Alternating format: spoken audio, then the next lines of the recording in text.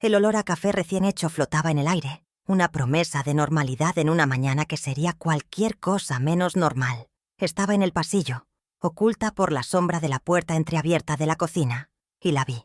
Mi nuera, Valeria. Sus movimientos eran precisos, casi quirúrgicos, como los de una ladrona experta. Abrió mi pastillero semanal, el que con tanto esmero preparo cada domingo, y con una pinza delicada, de esas que usa para sus cejas, extrajo las pequeñas pastillas blancas que mantienen mi corazón latiendo a un ritmo constante. Un escalofrío me recorrió la espalda, no por el frío de la mañana, sino por el hielo que se instalaba en mi alma. Vi cómo las reemplazaba por otras, idénticas en apariencia pero seguramente inútiles, placebos de azúcar y engaño. El corazón, ese músculo traicionero que ella pretendía detener, se me encogió de un dolor que ninguna medicina podría curar. El dolor de la traición más pura. Ella actuaba con una calma escalofriante, una eficiencia que hablaba de premeditación. No había duda en sus manos, ni un temblor de culpa. En su rostro se dibujaba una ligera sonrisa de suficiencia, la de alguien que se cree más listo que el resto del mundo. Creía que yo estaba en mi habitación, haciendo mi siesta matutina, una vieja costumbre que ella conocía y ahora usaba en mi contra. Cerró el frasco de los placebos y lo colocó de nuevo en el botiquín, detrás de las gasas, como si nada hubiera pasado. Luego, con la misma naturalidad, se sirvió una taza de ese café cuyo aroma ahora me parecía nauseabundo, una fragancia de hipocresía. Para ella, este acto de crueldad era tan rutinario como añadir azúcar a su bebida, un simple paso en un plan mucho más grande y oscuro, del que yo apenas comenzaba a ser consciente. El impacto fue brutal, un golpe sordo en el pecho que me dejó sin aire. No era solo el miedo a lo que esa manipulación le haría a mi cuerpo, a mi salud ya frágil, era la comprensión aterradora de mi propia vulnerabilidad. Estaba prisionera en mi propia casa, la casa que construí con mi esposo, ladrillo a ladrillo, llena de recuerdos y amor. Ahora, ese refugio se había convertido en una trampa mortal, y la carcelera era la mujer que mi único hijo había elegido, la madre de mi nieto. La cocina, que siempre fue el corazón del hogar, el lugar de las confidencias y los almuerzos familiares, se sentía de repente como la escena de un crimen silencioso, un espacio profanado por la maldad, disfrazada de cuidado. Cada azulejo, cada utensilio, parecía un testigo mudo de mi desdicha. ¿Quién es ella para hacer esto? Valeria, la esposa de Alejandro. Una mujer cuya ambición era tan grande como su sonrisa era falsa. Desde que entró en nuestra familia, sentí una corriente helada en su presencia, una avidez en sus ojos que nunca lograba ocultar del todo. Observé sus manos, con uñas perfectamente esmaltadas y un anillo de diamantes que brillaba bajo la luz de la cocina, un lujo que fue posible gracias a la educación que yo le di a mi hijo, una educación pagada con mis turnos dobles como enfermera, con mis noches en vela y mis manos agrietadas. Y en ese instante lo entendí con una claridad demoledora. Para Valeria, yo no era una suegra, ni siquiera un ser humano. Era un estorbo, una carga económica que se interponía entre ella y la vida de opulencia que tanto anhelaba. Todo a mi alrededor gritaba normalidad, y eso hacía la escena aún más grotesca. El sol de la mañana se filtraba por la ventana, iluminando las hojas de mis geranios, mis fieles compañeros silenciosos. Afuera, los pájaros cantaban su melodía diaria, ajenos al veneno que se cocinaba en el interior de estas 4 paredes. Se supone que la familia es un ancla, un puerto seguro en las tormentas de la vida. Pero para mí, se había convertido en el ojo del huracán. La traición duele más cuando viene de tan cerca, cuando la mano que te ofrece un vaso de agua es la misma que le añade el veneno. Mi hijo, mi Alejandro, el niño que acuné en mis brazos, había permitido que esta serpiente entrara en mi paraíso, y su ceguera era tan culpable como la malicia de ella. ¿Alguna vez han sentido cómo el silencio puede gritar? Yo sí, en ese momento. El silencio de sus pasos sigilosos, el silencio de las pastillas cayendo en el frasco, el silencio de mi propio grito ahogado en la garganta. ¿Qué se hace cuando descubres que la persona que debería velar por ti Es la que te está cavando la tumba lentamente. No podía correr y acusarla. ¿Quién me creería? Ah, mí, una mujer de 72 años. Dirían que desvarío, que la edad me confunde, que son paranoias de una anciana celosa. Sería su palabra contra la mía, la palabra de una mujer joven y vibrante contra la de una viuda que, según ella, ya no distinguía la realidad de la ficción. Estaba sola, y ella lo sabía. Pero mientras la veía alejarse de la cocina, tarareando una melodía de moda, algo dentro de mí cambió. La niebla del miedo comenzó a disiparse, reemplazada por una rabia fría y afilada como un bisturí. Una lucidez que no sentía desde hacía años se apoderó de mi mente. Ella me subestimaba. Me veía como un mueble viejo, lleno de polvo, fácil de desechar en el rincón del olvido. Creía que mi espíritu estaba tan debilitado como mi cuerpo, que mis años de lucha me habían dejado sin fuerzas. Pero se equivocaba. Había olvidado con quién estaba tratando, las innumerables batallas que había ganado en silencio a lo largo de mi vida. Acababa de despertar a la enfermera que fui, a la madre que luchó como una leona, a la mujer que nunca se rindió. Lo que Valeria no sabe, lo que no puede ni imaginar, es que mi amado esposo, Manuel, era un hombre que conocía la naturaleza humana mejor que nadie. Él siempre desconfió de las sonrisas fáciles y las palabras dulces, y antes de irse, tomó ciertas precauciones. Dejó sembradas ciertas verdades en el testamento de esta casa, secretos guardados bajo llave que ahora son mi única arma. Mientras la observo desaparecer por el pasillo, una certeza se instala en mi corazón con la fuerza de una roca. Este no será mi final, será el principio del suyo. Ella cree que está escribiendo el último capítulo de mi vida, sin darse cuenta de que yo tengo el bolígrafo, la tinta y el poder de redactar su epílogo. La guerra acaba de empezar. Permítanme presentarme como es debido, más allá de la sombra que se esconde en su propia cocina. Mi nombre es Teresa Ramírez, y he vivido 72 años en este mundo. Soy viuda desde hace una década, un título que una nunca elige pero que aprende a llevar con una dignidad silenciosa. Vivo sola en esta casa. Mi casa, sostenida por la modesta pensión que me dejó mi esposo Manuel y mi propia jubilación como enfermera. Mis días transcurren en una cadencia tranquila, marcada por el sol, el cuidado de mis plantas y la memoria de un amor que ni el tiempo ni la muerte han podido borrar. No tengo lujos, pero hasta esta mañana creía tener paz, un tesoro que ahora entiendo es el más codiciado de todos y el más frágil.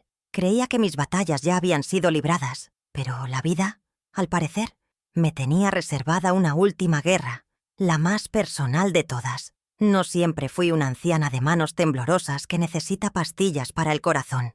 Durante más de 40 años fui la enfermera Ramírez. Mis manos, ahora manchadas por la edad, fueron firmes y seguras. Sostuvieron a recién nacidos, limpiaron heridas, consolaron a moribundos y administraron medicamentos que salvaban vidas, nunca que las ponían en peligro. Trabajé en hospitales públicos, en los turnos de noche que nadie quería, porque la necesidad en mi casa era grande y mi vocación aún mayor. He visto el sufrimiento humano en sus formas más crudas y he aprendido que la vida es una lucha constante, un frágil parpadeo entre la luz y la oscuridad. Esa experiencia me curtió la piel y el alma, y aunque mi cuerpo ya no responda como antes, el espíritu de esa enfermera sigue intacto, alerta y preparado para el diagnóstico más difícil de mi vida. Mi Manuel, mi esposo, era un hombre de pocas palabras pero de una profunda sabiduría. Era carpintero, y decía que para construir algo que dure, hay que conocer la madera, anticipar sus nudos, sus debilidades, y así veía él a las personas. Me dejó hace 10 años, después de una larga lucha contra una enfermedad que se lo llevó pedazo a pedazo, pero su presencia sigue impregnada en cada rincón de esta casa. Fue él quien me enseñó a observar, a desconfiar de las superficies demasiado pulidas. El barniz más brillante a menudo esconde la madera más podrida, Teresita, me decía. Ahora entiendo la profundidad de sus advertencias. Su ausencia física es un vacío inmenso, pero su legado, su forma de ver el mundo, es el faro que ahora comienza a iluminar mi camino en esta oscuridad. Mi rutina es sencilla, casi monacal, y es en esa sencillez donde encuentro mi fuerza. Me levanto con el sol, y mi primera tarea es atender mi pequeño jardín del patio trasero. Mis plantas son mis pacientes. Ahora, las riego, les hablo, podo sus hojas secas. Ellas, a diferencia de algunas personas, siempre agradecen el cuidado con nuevas flores. Luego, un desayuno ligero mientras leo el periódico para mantener la mente activa.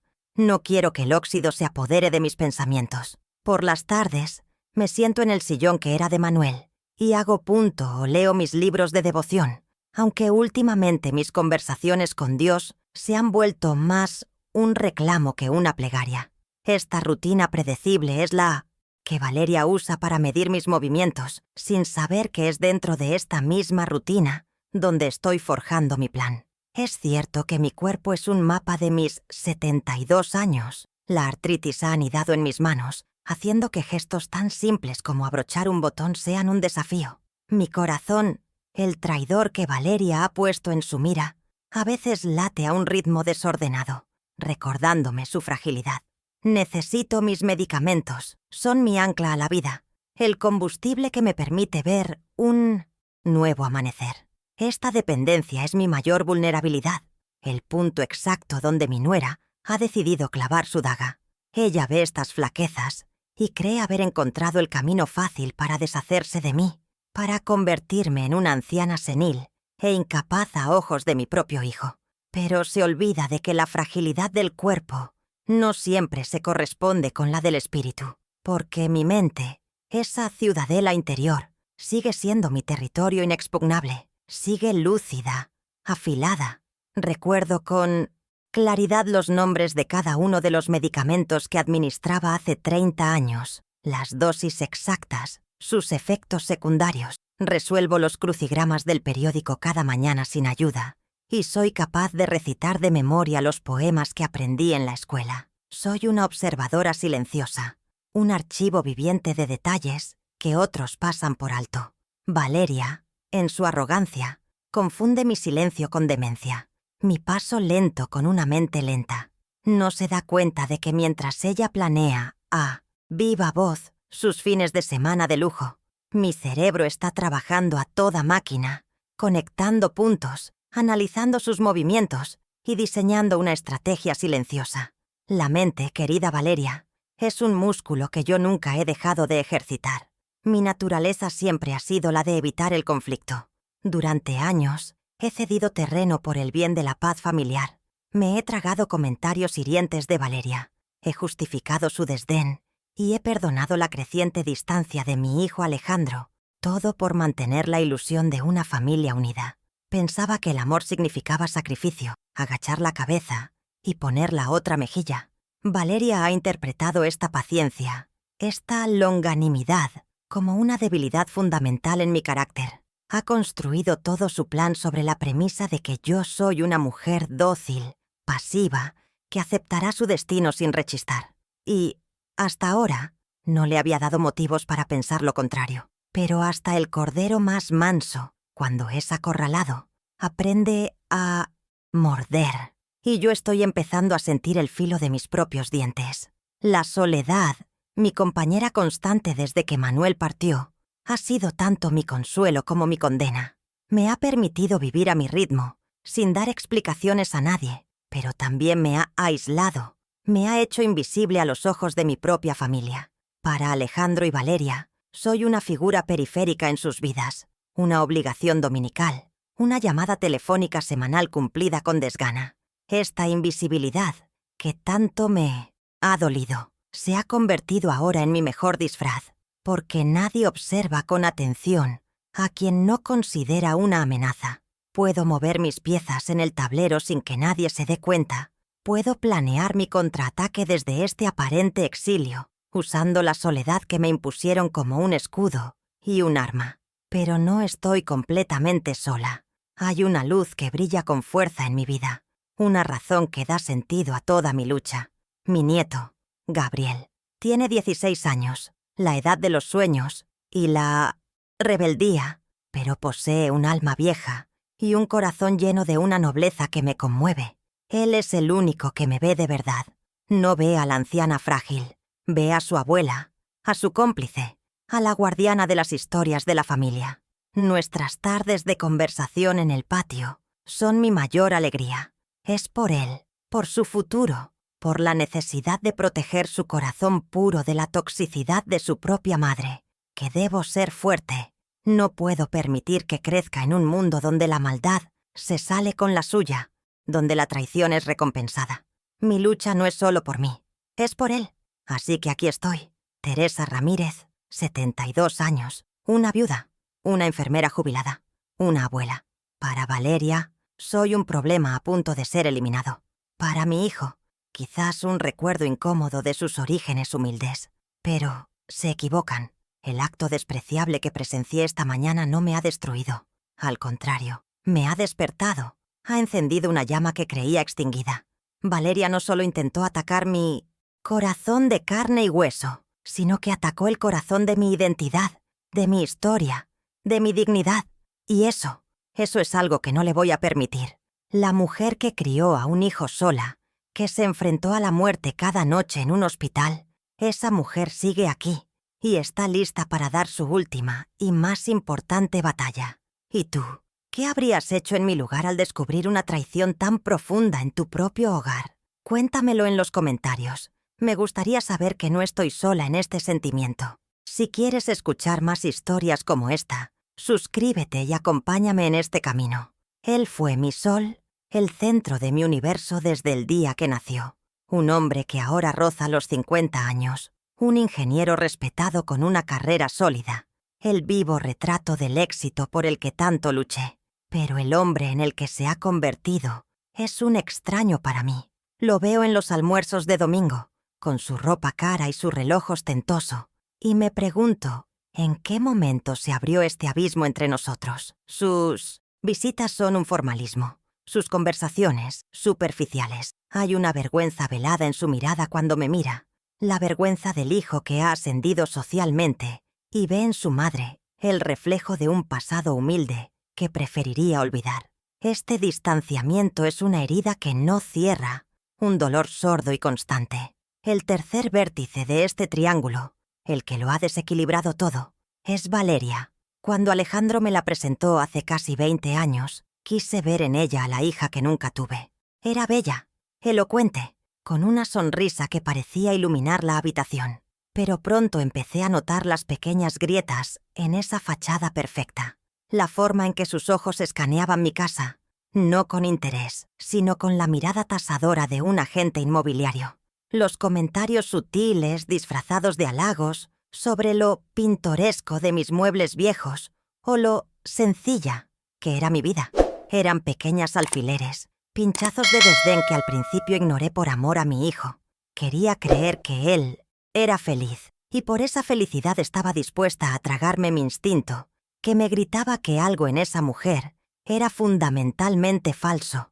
Valeria es una mujer construida de apariencias, un castillo de naipes de marcas de lujo y relaciones por interés. Su motor vital no es el amor ni la familia, sino la insaciable sed de estatus. Vive por y para el qué dirán, para la foto perfecta en las redes sociales, para la envidia silenciosa de sus amigas. Su mundo es una competencia constante por tener el coche más nuevo, la casa más grande, las vacaciones más exóticas. Y en ese universo materialista, yo soy una anomalía, una pieza que desentona. Represento todo lo que ella desprecia, la austeridad, la vejez, un pasado sin glamour. Soy un ancla que, según ella, impide a Alejandro navegar hacia las aguas más profundas y exclusivas de la alta sociedad, a la que ella aspira desesperadamente a pertenecer. Su motivación es tan transparente como el cristal más fino. La codicia. Mi casa. Esta casa que Manuel construyó con sus propias manos en un barrio que entonces no valía nada. Se ha convertido con los años en un terreno de gran valor. Para Valeria, estas paredes no albergan recuerdos, sino un capital inmovilizado. Sueña con vender este lugar para dar la entrada de una mansión en una urbanización privada, con seguridad 24 horas y club de golf. Me lo ha sugerido en más de una ocasión, con esa falsa dulzura que utiliza para envenenar. Piénsalo, suegra. Estarías más cómoda en un apartamento moderno, más pequeño y fácil de limpiar. Y nosotros podríamos por fin tener la casa de nuestros sueños, mi vida, mi hogar, reducidos a un obstáculo en su plan de negocio. Y lo más doloroso es ver cómo ha moldeado a mi hijo a su antojo. Alejandro, que de niño era un chico noble y sencillo, se ha convertido en el eco de las ambiciones de su mujer.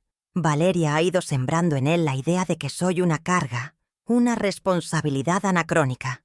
Recuerdo una vez, hace un par de años, cuando la empresa de Alejandro celebraba su aniversario con una gran cena de gala.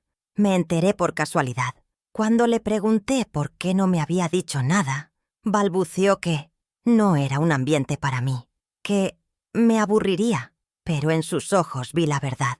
Leía el guión que Valeria le había escrito. Se avergonzaba de presentar a su madre, la enfermera jubilada, a su jefe y a sus colegas de traje y corbata. Esa noche lloré en silencio, no por la fiesta, sino por la certeza de haber perdido a mi hijo. Pero, en medio de este panorama desolador, hay un rayo de esperanza. Mi nieto Gabriel. Él es la prueba de que la bondad puede florecer hasta en el terreno más árido. A sus 16 años, tiene la sensibilidad de un poeta y la mirada penetrante de un juez. Él no ha sido seducido por el materialismo de su madre. Al contrario, parece tener una alergia natural a la falsedad. Gabriel es mi confidente, mi aliado secreto en esta casa dividida. Es él quien se sienta conmigo en el patio a escuchar mis historias, quien me pregunta por mi trabajo en el hospital, quien valora el pasado que sus padres se empeñan en enterrar. Él ve a través de la fachada de su madre, y aunque le duele, no se deja engañar. Su amor es el único antídoto contra el veneno de Valeria. La guerra con mi nuera no comenzó hoy. Lo de los medicamentos ha sido solo la última escalada en un asedio que dura años. Empezó con microagresiones, con actos de sabotaje emocional. Olvidaba fechas importantes, como el aniversario de la muerte de Manuel. Hacía comentarios crueles sobre mi forma de vestir o de cocinar, siempre delante de otros para que sonaran a broma.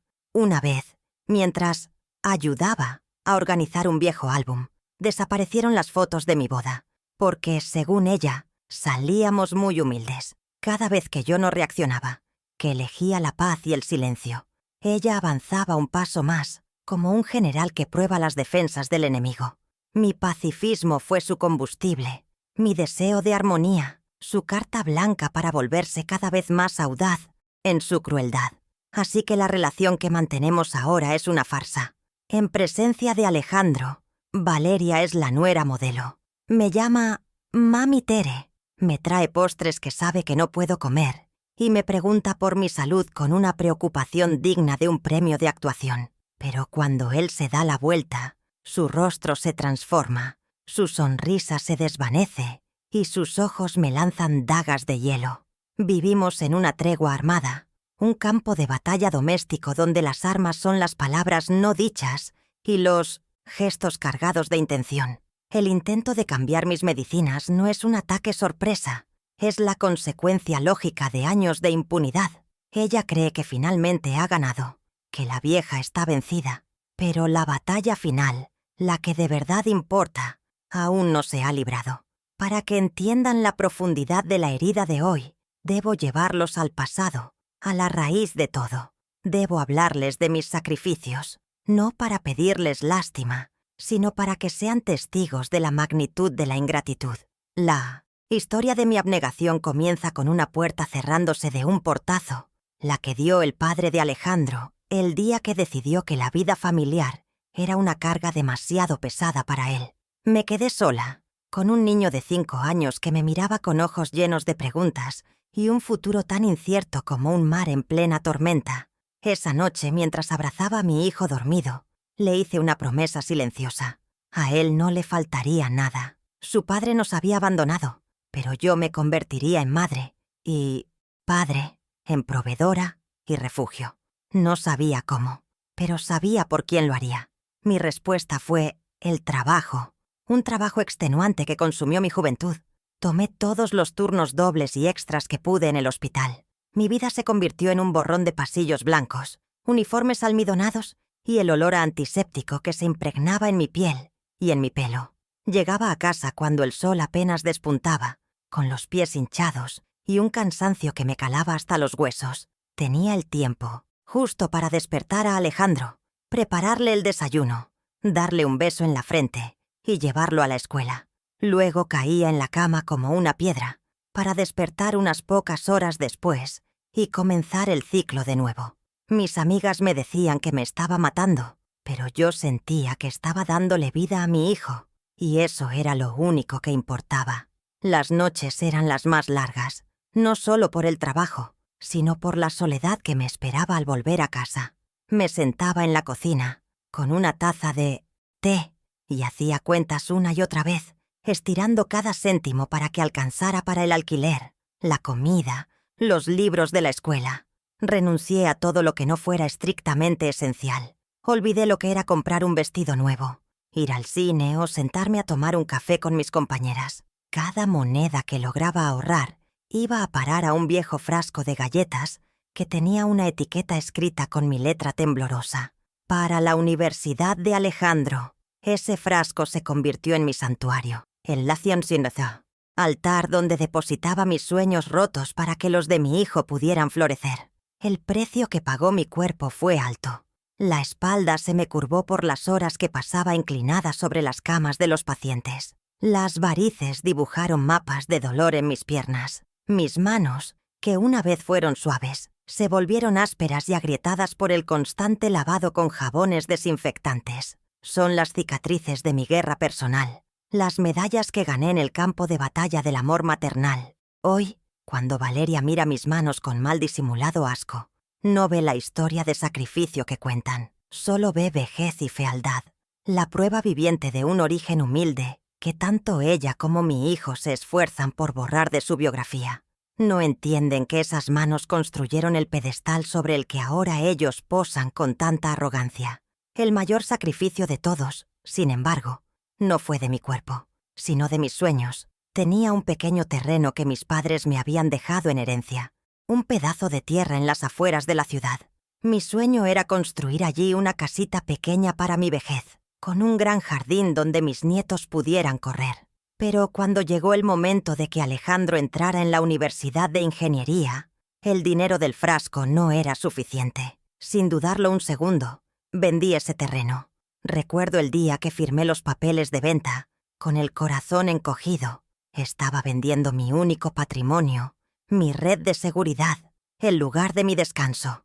Pero al mirar a mi hijo, tan lleno de ilusiones, supe que estaba haciendo la inversión más importante de mi vida. Y por un tiempo, pareció que la inversión había valido la pena. El día que Alejandro se graduó fue, sin duda, el más feliz de mi vida. Lo vi allí, con su toga y su birrete, sosteniendo el diploma que habíamos conseguido juntos. Lloré de orgullo, de alivio, de un amor tan grande que sentía que el pecho me iba a estallar. Creí, en mi inocencia, que había cumplido mi misión. Le había dado a mi hijo las alas para volar alto, las herramientas para ser un hombre de bien, un hombre agradecido y consciente del esfuerzo que había detrás de su éxito. Pensé que el ciclo de sacrificio había terminado y que ahora comenzaría el de la cosecha, el del afecto compartido. Qué equivocada estaba.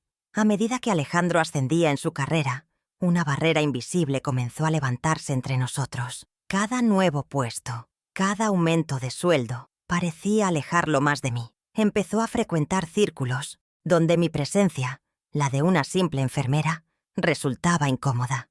Mis historias sobre el hospital fueron reemplazadas por conversaciones sobre la bolsa y los fondos de inversión, un idioma que yo no hablaba. El hijo por el que había renunciado a todo comenzó a verme como un vestigio de su pasado, un eslabón perdido con un mundo del que necesitaba desconectarse para encajar en el nuevo. Mi amor incondicional empezó a ser tratado como una vieja deuda que le resultaba tedioso seguir pagando. El punto de inflexión, el momento en que la grieta se convirtió en abismo, fue durante una cena en su casa, poco después de que se casara con Valeria. Invitaron a algunos de sus nuevos amigos, gente importante, como dijo ella. En un momento de la noche comencé a contar una anécdota de mis primeros años de enfermera, Una historia de lucha y superación que siempre me había gustado. A mitad de mi relato, Valeria soltó una risita y dijo: «Ay, Tere, siempre con tus batallitas de la prehistoria». Esperé que Alejandro me defendiera, que pusiera a su esposa en su sitio, pero no lo hizo, solo sonrió. Una sonrisa tensa e incómoda, y cambió de tema rápidamente. En ese silencio cómplice de mi hijo, sentí una humillación más profunda que cualquier noche de agotamiento. Ahora veo la cruel ironía de sus vidas. Viven en una casa elegante, conducen coches de lujo y viajan a lugares que yo solo he visto en postales. Disfrutan de un confort y una seguridad económica que se cimentan sobre los pilares de mi cuerpo agotado y mis sueños vendidos. Cada vez que Valeria presume de su último bolso de diseñador, me pregunto si sabe que está pagado con los intereses de mi sacrificio. Se beben la vida a sorbos de vino caro, sin ser conscientes, o quizás sin importarles, que la bodega que lo produce se regó con mis lágrimas y mi sudor. Disfrutan de los frutos de mi esfuerzo mientras desprecian el árbol que los dio, deseando en secreto que un rayo lo parta para poder vender la leña. El balance final de mi vida es desolador. Yo les di mi tiempo, mi salud, mi futuro y un amor sin condiciones. A cambio, he recibido visitas por compromiso, una paciencia condescendiente y, finalmente, un complot para declararme incapaz y despojarme de lo único que me queda. El contraste entre lo que di y lo que recibo es una monstruosidad, una ofensa a las leyes más básicas de la gratitud y el afecto filial. Es una injusticia tan grande que debería hacer temblar los cimientos del cielo. Pero el cielo a menudo está demasiado ocupado. Así que tendré que ser yo, con estas manos viejas y cansadas, quien se encargue de reequilibrar la balanza.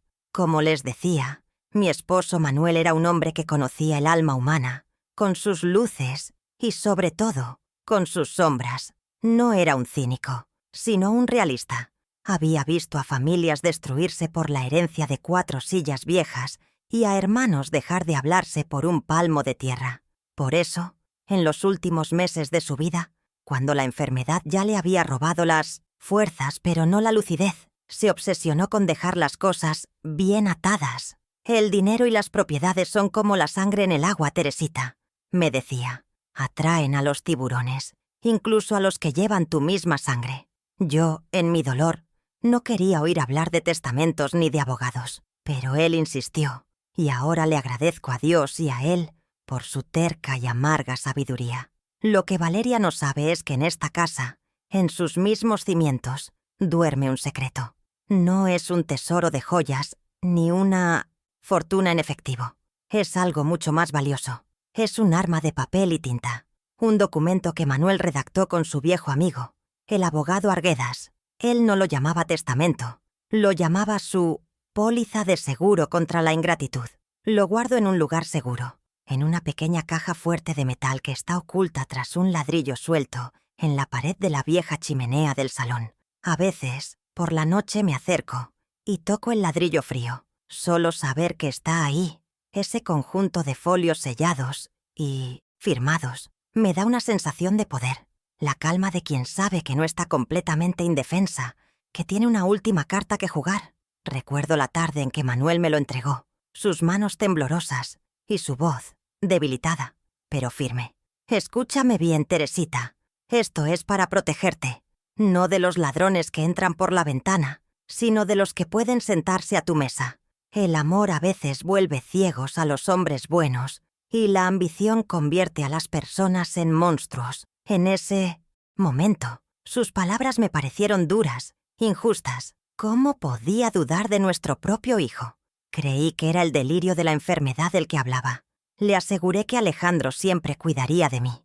Él solo me miró con una infinita tristeza y me dijo: «Ojalá, mi amor, pero si no lo hace, este papel lo hará por él». Ahora sus palabras resuenan en mi cabeza como una profecía cumplida.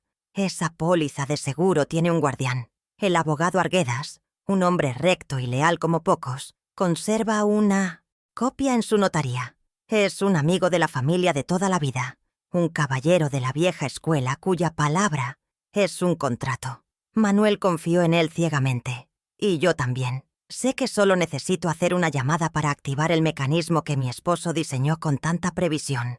La existencia de este aliado externo es un pilar fundamental en mi estrategia.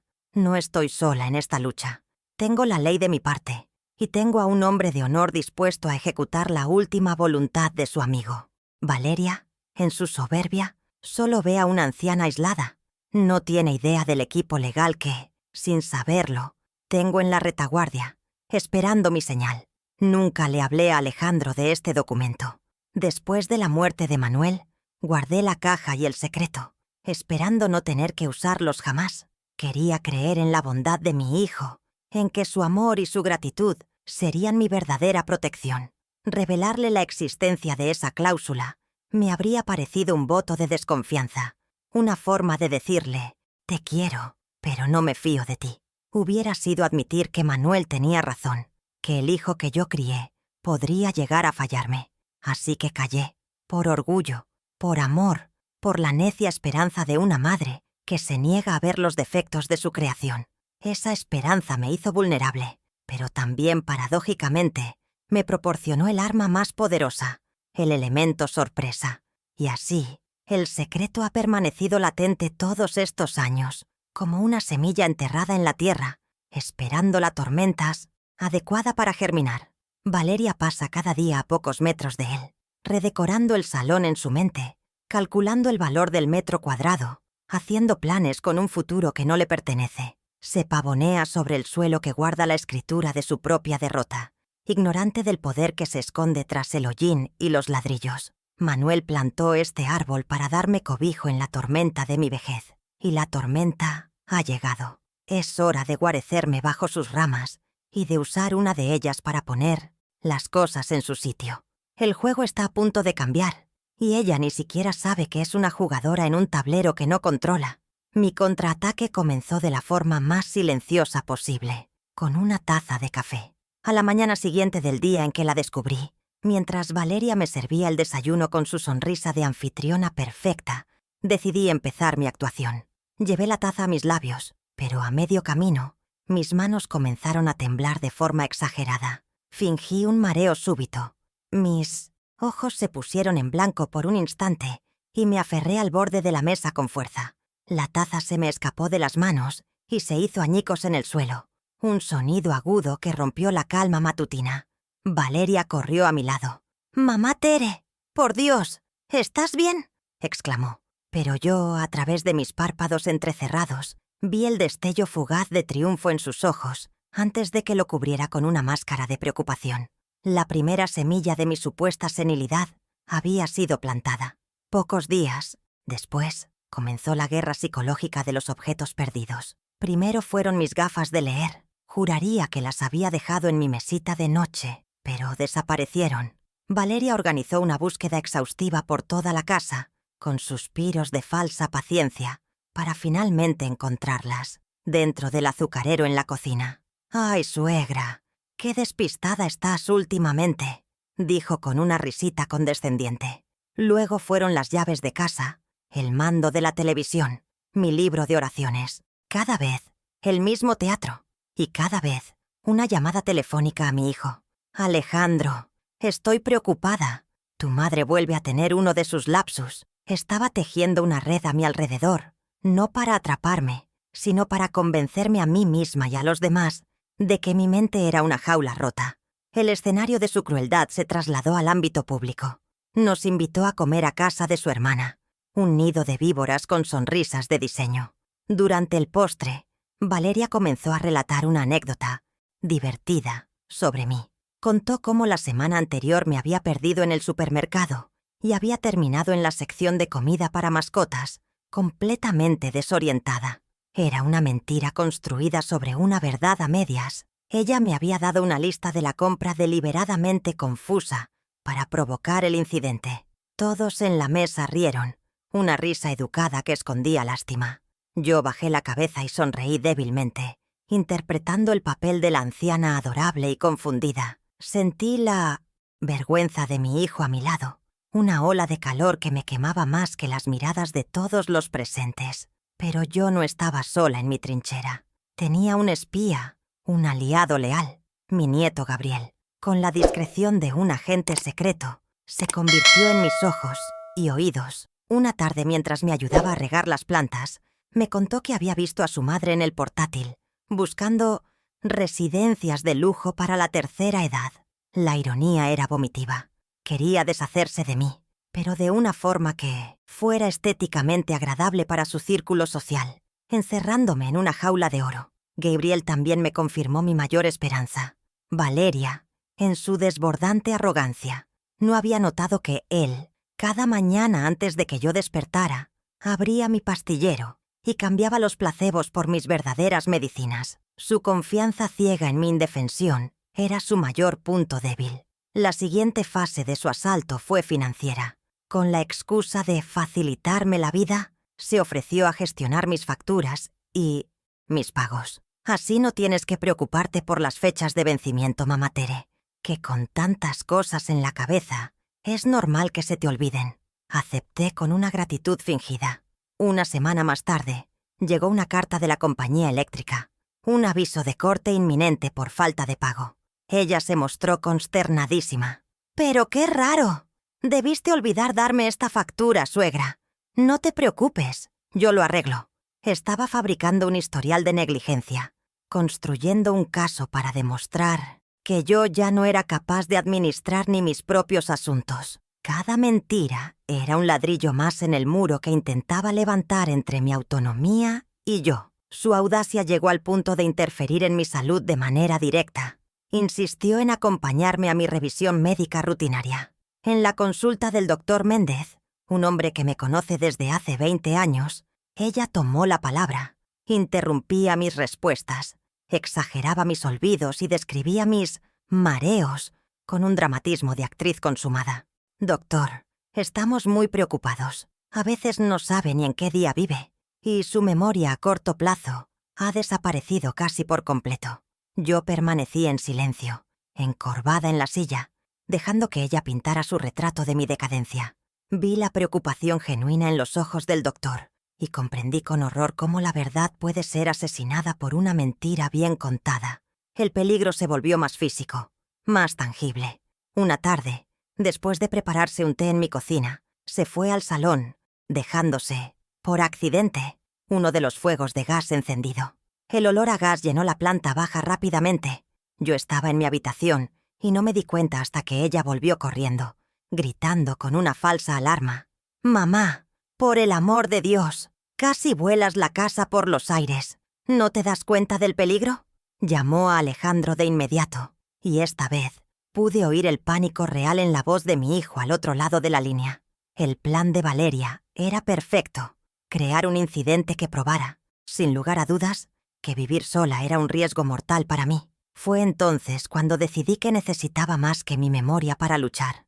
Desempolvé mis viejos hábitos de enfermera jefe y comencé a escribir un diario. En un cuaderno con una caligrafía precisa, empecé a registrar cada incidente, por pequeño que fuera. La fecha, la hora, el objeto perdido, la mentira exacta que ella había dicho. Mi nieto Gabriel, con su teléfono, se convirtió en mi fotógrafo forense, documentando las pruebas, una foto de mis gafas en el azucarero, un vídeo corto del fuego de la cocina todavía encendido antes de que ella lo descubriera. Ese cuaderno se estaba convirtiendo en mi libro de la verdad, la bitácora detallada del naufragio moral de mi nuera. La presión aumentó cuando, un martes por la tarde, apareció con una amiga a tomar café. La amiga resultó ser una trabajadora social. Fue una emboscada en toda regla. Una evaluación no oficial. La mujer, con una voz suave y profesional, me hizo preguntas sobre mi rutina, mis capacidades, mis recuerdos. Valeria, sentada a mi lado, respondía por mí la mayor parte del tiempo, con frases como «eso le cuesta un poquito, la pobre», o «necesita bastante ayuda con eso». Me sentí como un espécimen en un laboratorio, observada, analizada y juzgada. Mientras la arquitecta de mi ruina sonreía con la satisfacción de quien ve su plan marchar a la perfección. Su crueldad se volvió más simbólica, más profunda. Un día llegué al salón y sentí un vacío en la pared. Había quitado el gran retrato de mi boda, la foto en blanco y negro de Manuel y yo. jóvenes y llenos de sueños. En su lugar había colgado un cuadro abstracto, una mancha de colores sin alma. Su excusa fue que quería modernizar un poco el ambiente. Esa foto estaba tan amarillenta, suegra. Te hacía la casa más triste. No estaba modernizando, estaba borrando, estaba eliminando sistemáticamente los vestigios de mi historia, de mi identidad, tratando de convertirme en una extraña en mi propio hogar. Fue un acto de vandalismo emocional, un claro mensaje de que mi tiempo aquí había terminado. El siguiente informe de mi espía fue alarmante. Gabriel había escuchado una conversación telefónica entre sus padres. Valeria estaba insistiendo a Alejandro para que iniciaran los trámites para obtener mi tutela legal, un poder notarial que les daría control absoluto sobre mis bienes y decisiones. Es la única forma de protegerla de sí misma, cariño, le decía con su voz melosa. Imagínate que un día se levanta confundida y le regala la casa a la vecina. Tenemos que actuar antes de que sea tarde. La codicia ya no se escondía tras la falsa preocupación. Se mostraba desnuda y sin pudor. Y lo peor fue escuchar la respuesta de mi hijo. Un silencio dubitativo. Su fortaleza se estaba desmoronando. Incluso en la celebración del cumpleaños de Gabriel, no hubo tregua. Después de cantar, Valeria repartió el pastel. Me entregó mi plato con una sonrisa radiante, pero sin cubierto. Fue un gesto minúsculo, casi imperceptible para los demás, pero cargado de veneno. Su objetivo era infantilizarme, obligarme a pedir ayuda para algo tan básico como comer un trozo de pastel, reforzando la imagen de mi inutilidad. Pero mientras yo abría la boca para pedir un tenedor, sentí cómo Gabriel, sentado a mi lado, deslizaba discretamente el suyo sobre mi plato, sin que nadie lo viera. Nos miramos por una fracción de segundo, y en sus ojos vi un amor y una lealtad que me dieron fuerzas para soportar el resto de la velada.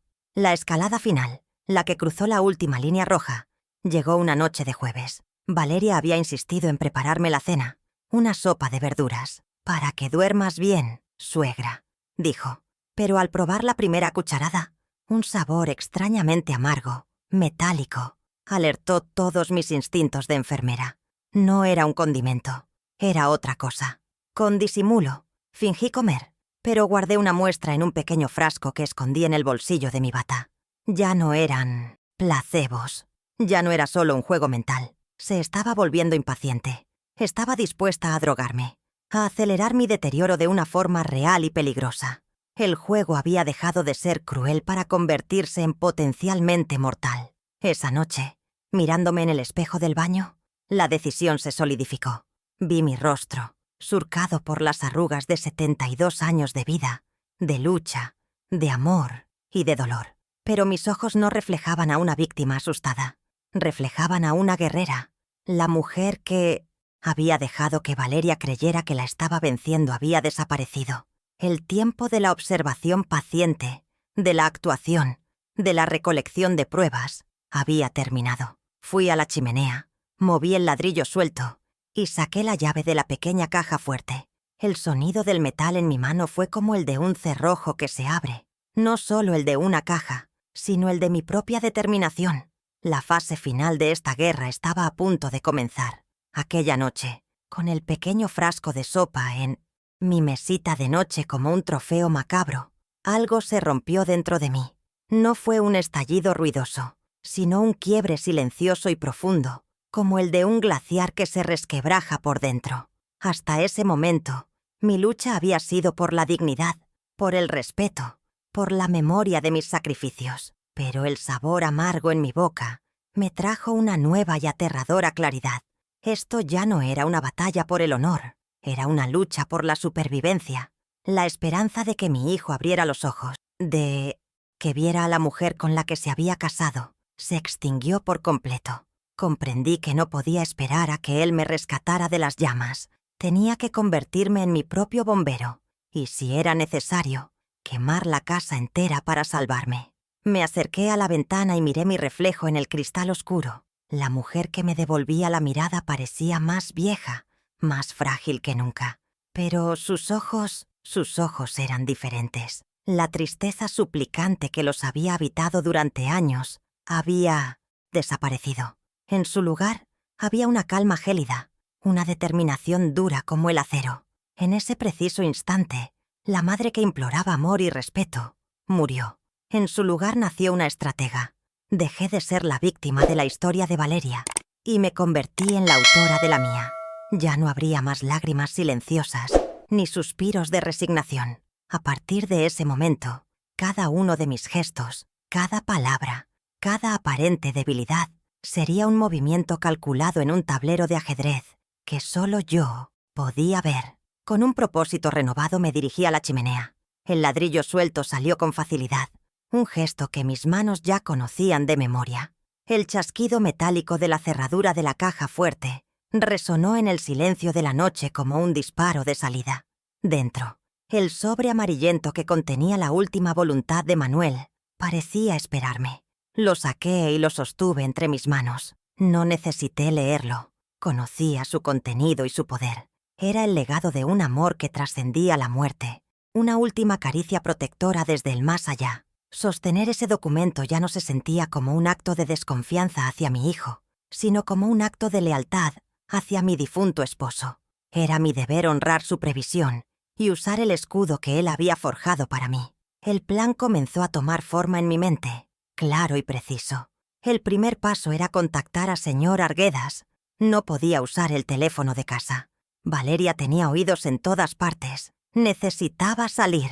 A la mañana siguiente le diría a mi nuera que me sentía un poco mareada y que necesitaba dar un paseo corto para tomar el aire.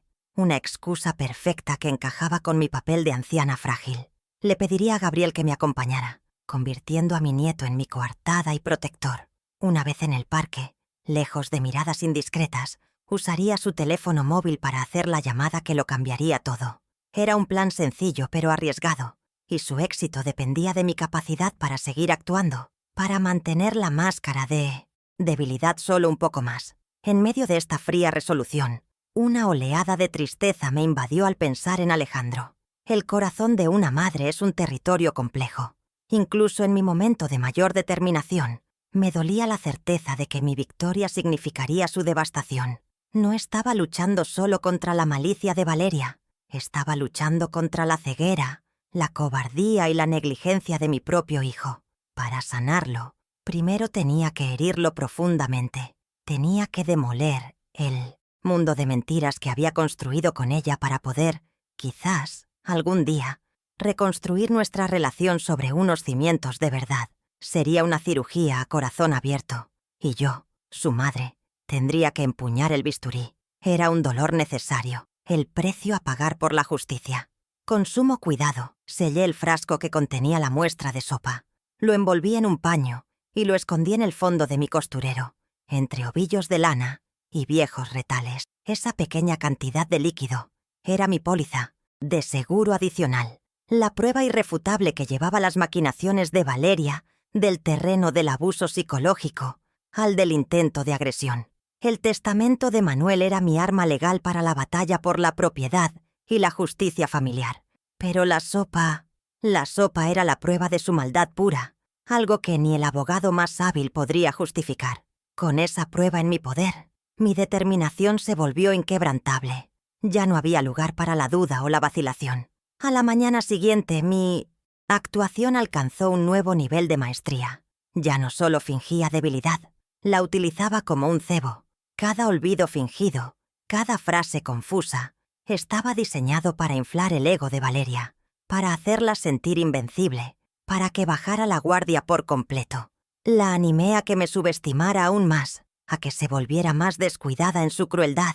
Dejé que ganara todas las pequeñas escaramuzas del día, que se deleitara con sus mezquinas victorias, mientras yo, en silencio, preparaba el campo de batalla para el enfrentamiento final. Me convertí en la directora de mi propia obra y estaba guiando a la actriz principal hacia un clímax que ella no veía venir. Esa noche, por primera vez en mucho tiempo, me acosté sintiendo una extraña paz. El caos de la incertidumbre había sido reemplazado por el orden de un plan. El camino, aunque difícil, estaba trazado ante mí.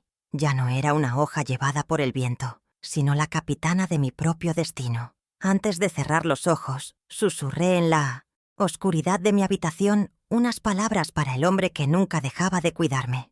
Gracias, Manuel, mi amor. Gracias por tu sabiduría. Yo quise tener fe en la bondad de nuestro hijo, pero tú supiste ver la debilidad de la naturaleza humana. Ha llegado el momento. Usaré tu regalo. Voy a limpiar nuestra casa. El punto de ruptura había sido cruzado. La cuenta atrás había comenzado. El paseo al parque con Gabriel fue una misión de alto riesgo. Cada paso que daba sobre las baldosas irregulares de la acera se sentía como un movimiento en un campo minado. El sol de la mañana era cálido, pero yo sentía un frío interno, el miedo a que nuestro plan fuera descubierto. Gabriel, sin conocer todos los detalles, percibía mi tensión. No hizo preguntas, simplemente apretó mi brazo con más firmeza. Un gesto de apoyo incondicional que me dio el coraje que necesitaba. Su lealtad era el combustible que me impulsaba. Él solo sabía que su abuela necesitaba hacer una llamada importante, lejos de los oídos de su madre.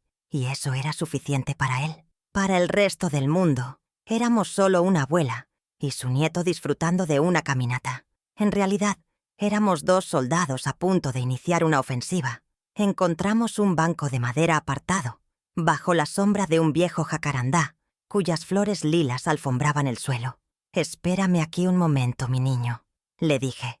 Le di la espalda al resto del parque, buscando la mayor privacidad posible, con dedos que me temblaban por los nervios, y no por la edad.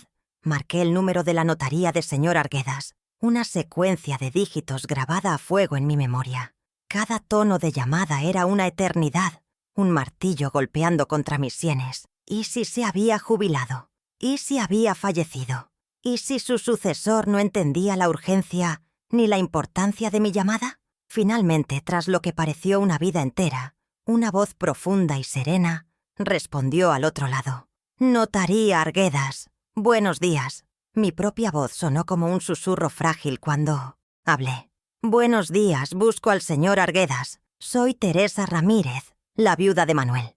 Hubo una breve pausa, un silencio que me encogió el corazón, y entonces la voz del abogado se llenó de una calidez que disipó todos mis miedos. «Teresita, qué inmensa alegría volver a saber de usted. Claro que me acuerdo. Dígame, ¿en qué puedo servirla?» Sin rodeos, con la voz ganando firmeza a cada palabra, le expliqué que el momento que Manuel tanto temía había llegado. Le dije que necesitaba activar su póliza de seguro. No necesité dar detalles. Él comprendió al instante. Su respuesta fue todo lo que había esperado. «Entiendo perfectamente, Teresita. No se preocupe por nada. La voluntad de Manuel es sagrada para mí. Espere mis noticias y prepare sus instrucciones. Estamos listos». Colgué el teléfono y sentí como si una pesada carga, que llevaba años sobre mi espalda, se desvaneciera en el aire. El primer y más crucial paso de mi plan había sido un éxito. Mi aliado estaba en posición. Ya no era solo una anciana con un secreto. Era una clienta con representación legal, con un plan en marcha. Le devolví el teléfono a Gabriel. Él me miró, y al ver la expresión de mi rostro, una mezcla de alivio y determinación, supo que algo importante había sucedido. «¿Salió todo bien, abuela?», preguntó en voz baja.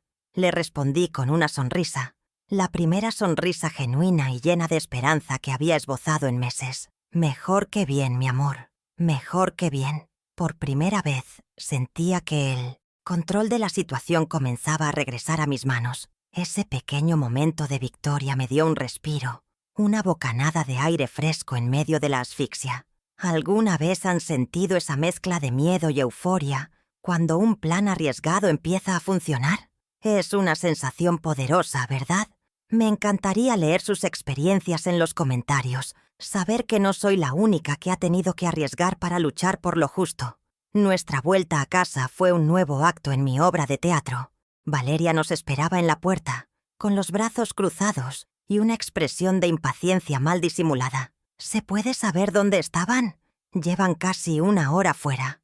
Apoyándome dramáticamente en el brazo de Gabriel, respondí con una voz jadeante.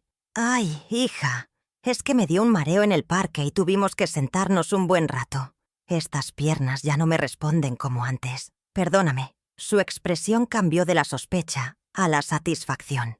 Mi supuesta debilidad era la coartada perfecta. Se tragó la mentira sin dudarlo, viéndola como una prueba más de mi inevitable declive. No se daba cuenta de que mi fragilidad era mi mejor camuflaje, la capa de invisibilidad bajo la que movía mis hilos. Decidí que era el momento de una segunda victoria, una que la desestabilizara en su propio terreno. En el centro de la mesa del salón, como un ídolo pagano, reinaba un jarrón de diseño carísimo que Valeria había comprado. Era una pieza horrible, moderna y sin alma, que desentonaba con el resto de mis muebles. Era su símbolo de conquista, la bandera que había plantado en mi territorio. Esa misma tarde, mientras ella estaba en la cocina, pasé junto a la mesa. Fingí otro mareo, uno más violento esta vez.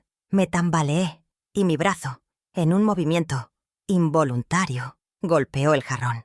El sonido de la porcelana cara haciéndose añicos contra el suelo de baldosas fue música para mis oídos. Una pequeña victoria material, pero con un inmenso valor estratégico.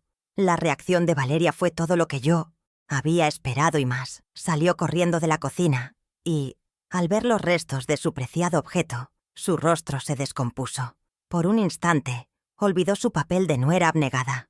La máscara se cayó, revelando el rostro avaro y furioso que yo también conocía. ¡Mi jarrón! Era una edición limitada.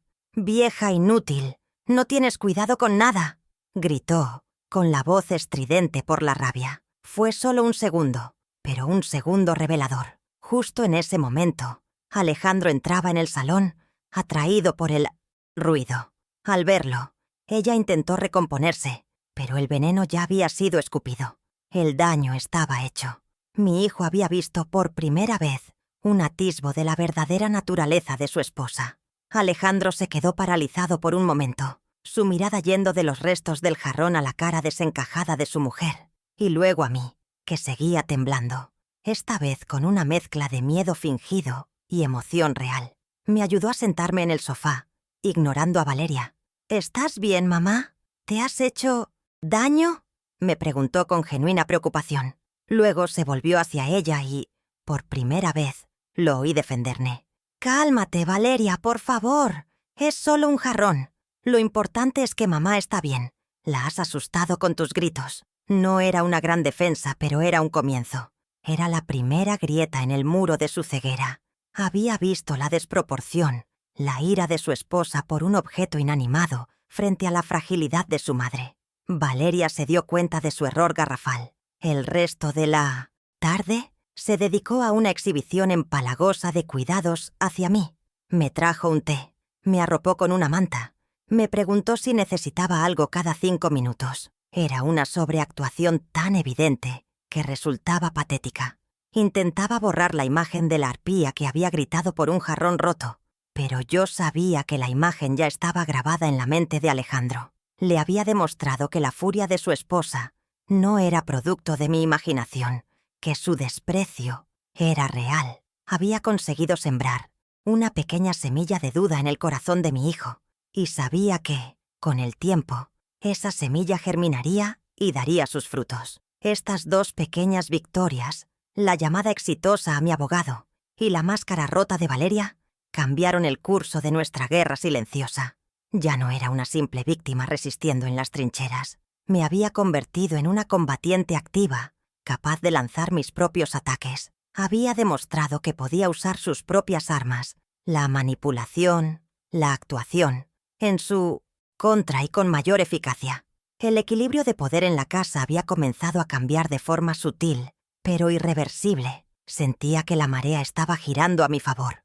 La confrontación final se acercaba, y por primera vez no sentía miedo, sino una impaciente expectación. Estaba lista. El domingo llegó con un sol radiante que contrastaba cruelmente con la tormenta que se gestaba dentro de mi casa. Valeria había orquestado un almuerzo familiar, un cónclave, como lo llamó ella, para decidir en conjunto lo mejor para el futuro de mamá Tere. El cordero estaba en el horno, la mesa puesta con la mejor vajilla, y el ambiente estaba tan cargado de tensión que se podría haber cortado con un cuchillo. Yo me movía por la casa con una lentitud estudiada. Mi fragilidad era el disfraz perfecto para la guerrera que se preparaba para la batalla final. Mi hijo Alejandro deambulaba de un lado a otro, visiblemente incómodo, atrapado entre su esposa y su conciencia. Gabriel, mi fiel escudero, estaba extrañamente tranquilo. Su calma era un reflejo de la mía. El escenario estaba listo. Después del plato principal, mientras retiraba los platos, Valeria dio inicio a la farsa. Se aclaró la garganta y adoptó un tono grave y compungido, digno de una actriz de tragedia griega. «Familia», comenzó, dirigiendo su mirada a mi Alejandro. «Como todos saben, nuestro principal desvelo es el bienestar de mamá Tere. Pero últimamente, con todo el dolor de mi corazón, hemos tenido que aceptar que la situación es insostenible».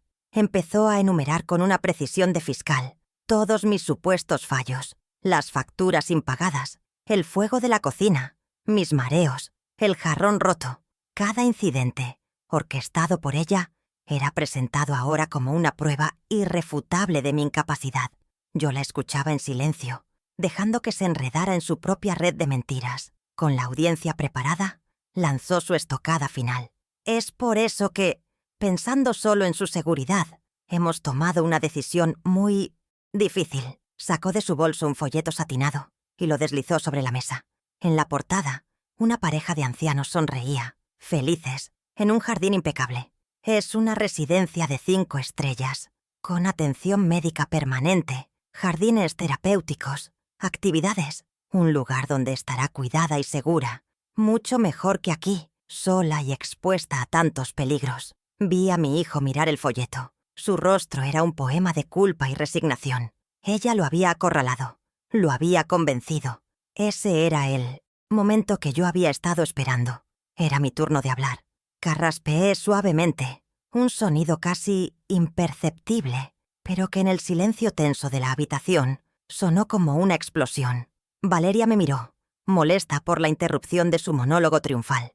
Alejandro levantó la vista del folleto, sorprendido. «Antes de que empaquen mis maletas», dije, y mi voz, para sorpresa de todos, especialmente la mía, sonó firme y clara, sin un ápice de temblor senil. «Hay algo que me gustaría que vieran. Una pequeña película casera. Creo que les ayudará a tomar una decisión más informada». Mi mirada se cruzó con la de Gabriel. Le di un leve asentimiento, la señal convenida. La función estaba a punto de comenzar. Gabriel se levantó con una calma que desquició a su madre. «¿Qué haces?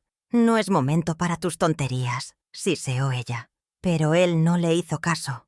Tomó el mando a distancia del televisor y lo encendió. Conectó su teléfono y la pantalla cobró vida. No era una de sus películas de acción, sino una imagen fija y silenciosa de mi cocina, grabada desde un ángulo alto, casi oculto. Y entonces apareció ella, Valeria, de espaldas a la cámara, moviéndose con la eficiencia sigilosa que yo recordaba tan bien. El vídeo la mostraba abriendo mi pastillero, sacando mis medicinas y reemplazándolas por las otras, las falsas. No había audio, solo la imagen cruda y elocuente de su traición. El impacto en la habitación fue devastador. El color desapareció del rostro de Valeria, dejando una máscara de cera, sus ojos abiertos por el pánico y la incredulidad.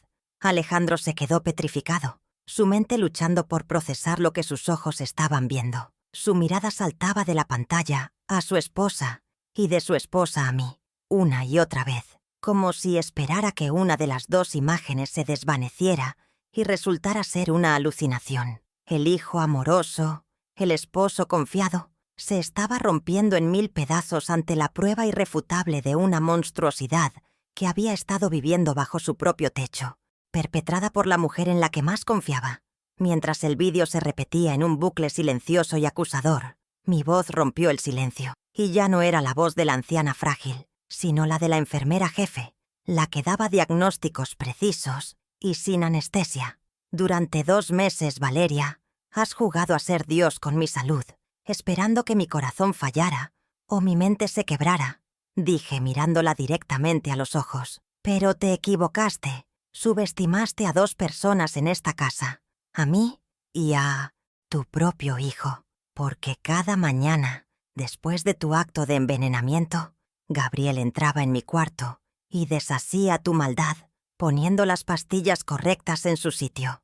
Él ha sido el ángel guardián que tú misma pusiste en mi camino. Justo cuando los labios de Valeria se abrían para proferir una negativa, una mentira, una acusación de montaje, el timbre de la puerta sonó, agudo y autoritario. Gabriel, cumpliendo con la segunda parte del plan, fue a abrir. En el umbral apareció la figura imponente del señor Arguedas, vestido con un traje oscuro, portando un maletín de cuero. Su rostro era una máscara de severidad profesional.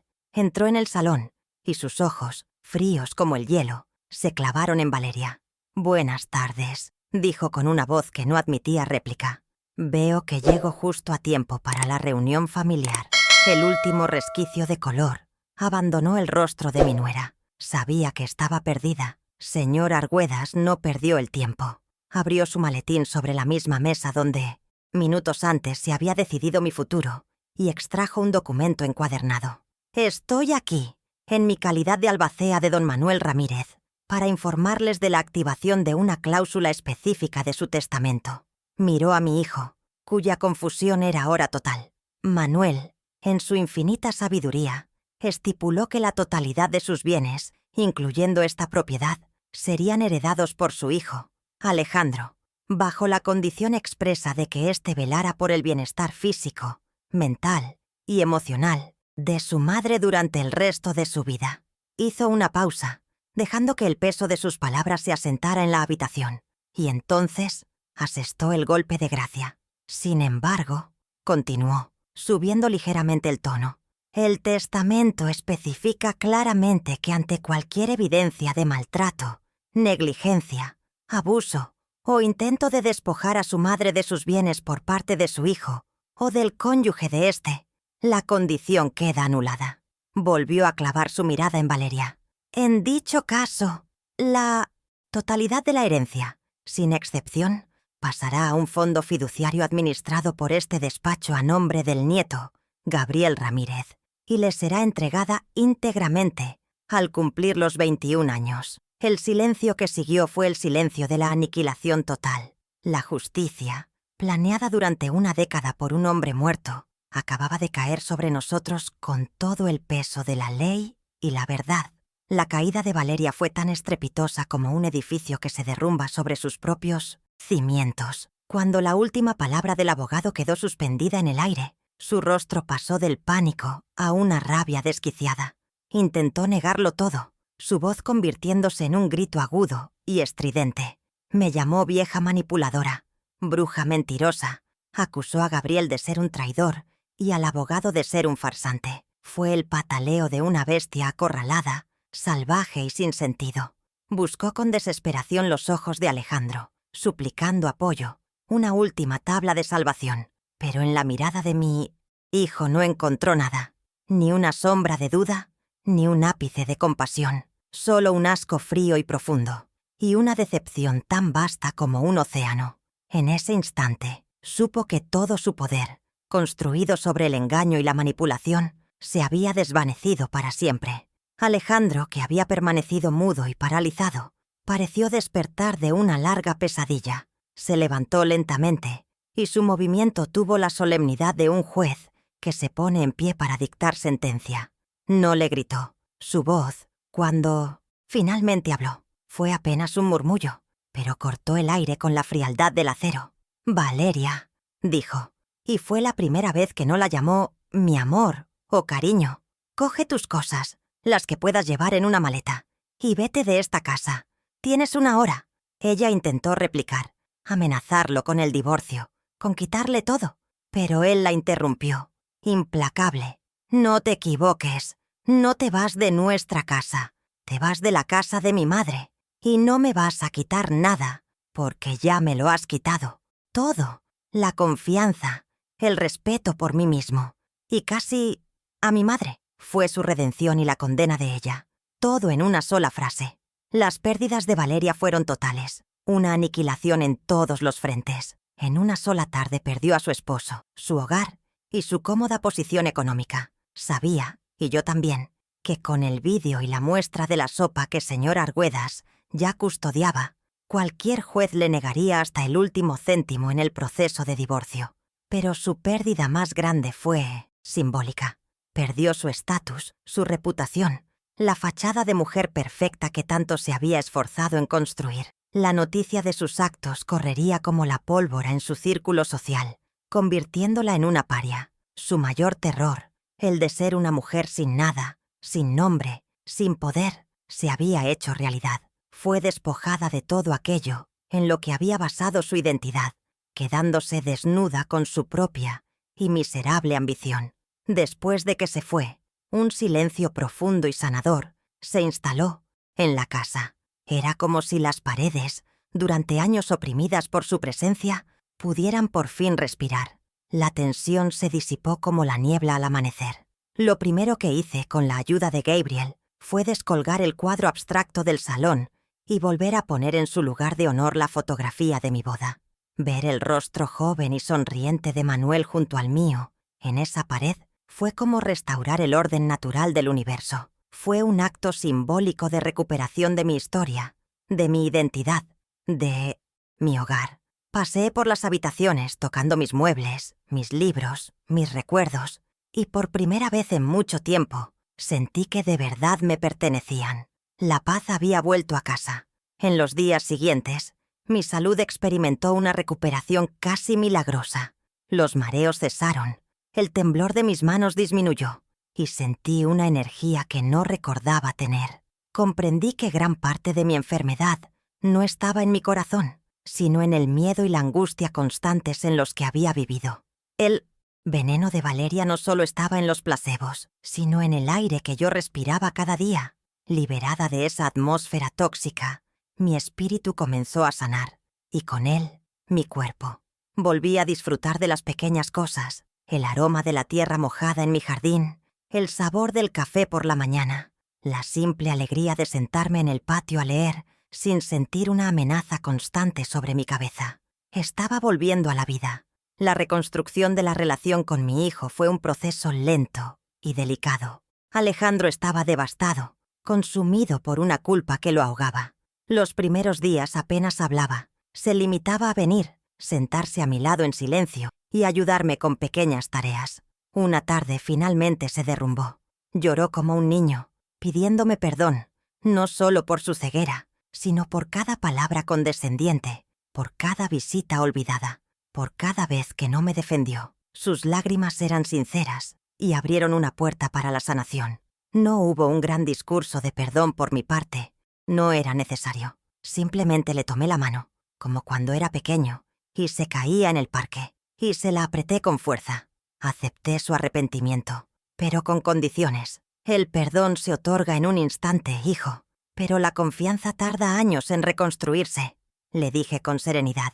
Te perdono porque eres mi hijo y te quiero, y porque entiendo que te dejó ciego. Pero a partir de ahora, nuestra relación no se basará en la obligación, sino en el respeto mutuo, un respeto que tendrás que ganarte día a día. Él aceptó mis condiciones con humildad. Nuestra relación, rota por la mentira, comenzó a soldarse de nuevo, esta vez con un material más fuerte, la honestidad brutal y el esfuerzo consciente. Hay esperanza para nosotros, pero sabemos que el camino será largo y que las cicatrices, aunque perdonadas, siempre estarán ahí como un recordatorio. Para Valeria no hubo, ni habrá nunca, perdón ni segundas oportunidades. La ruptura fue total y definitiva. Fue extirpada de nuestras vidas como se extirpa un cáncer.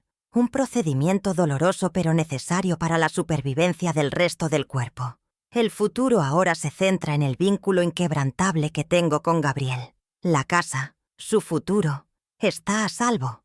Mis últimos años ya no serán una batalla por la supervivencia, sino una celebración de la vida. Los dedicaré a disfrutar de mi nieto, a enseñarle la sabiduría que aprendí a un alto precio y a vivir cada día con la paz y la dignidad que Manuel siempre quiso para mí y que yo, con sus armas y mi propia fuerza, finalmente logré reconquistar. Al final, cuando el polvo se asienta y la paz regresa, una se queda con las lecciones que la vida, en su dureza, nos obliga a aprender.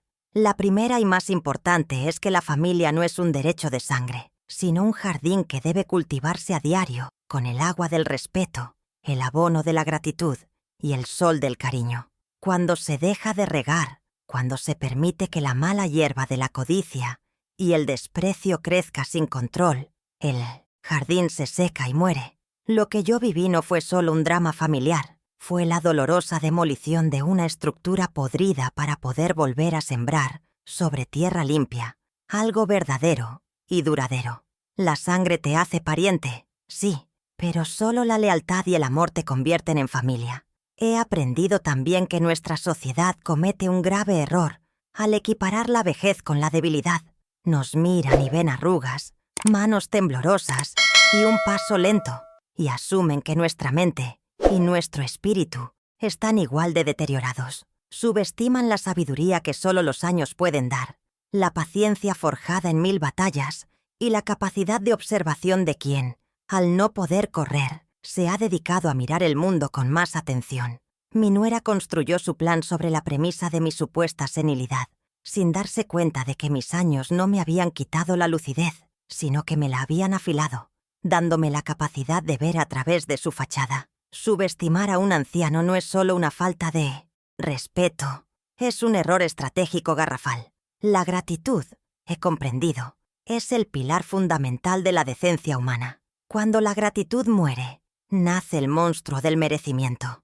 Mi hijo y su esposa disfrutaban de una vida de confort que se había construido sobre mis espaldas cansadas, pero en lugar de sentirse agradecidos, se sentían con derecho a más. Me veían no como la raíz que los nutría, sino como la sombra que les impedía crecer más alto. Olvidaron que cada ladrillo de su éxito estaba pegado con el cemento de mis sacrificios. La verdadera pobreza no es la falta de dinero, sino la falta de gratitud.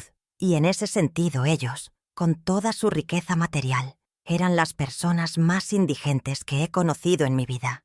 Mi historia, al final, no es una de venganza, sino de justicia silenciosa.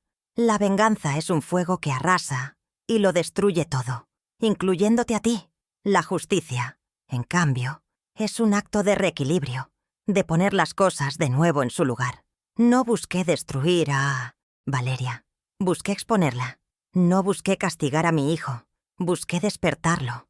Mi fuerza no provino de un grito de rabia, sino de la calma de un plan meticulosamente trazado. Aprendí que el verdadero poder no siempre hace ruido.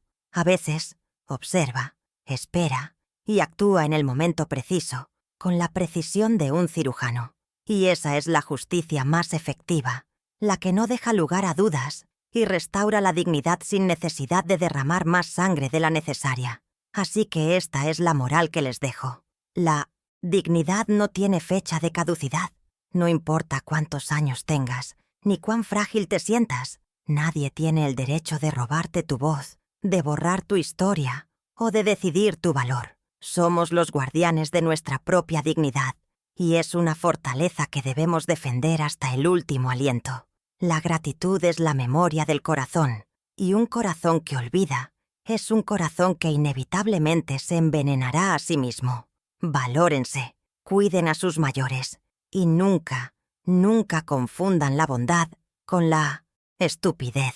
Gracias por haberme acompañado en este viaje, por haber escuchado el relato de esta anciana. Si mi historia te ha llegado al corazón, compártela. A veces, la voz de la experiencia puede servir de guía para otros. Que tu propia historia esté siempre llena de dignidad y respeto.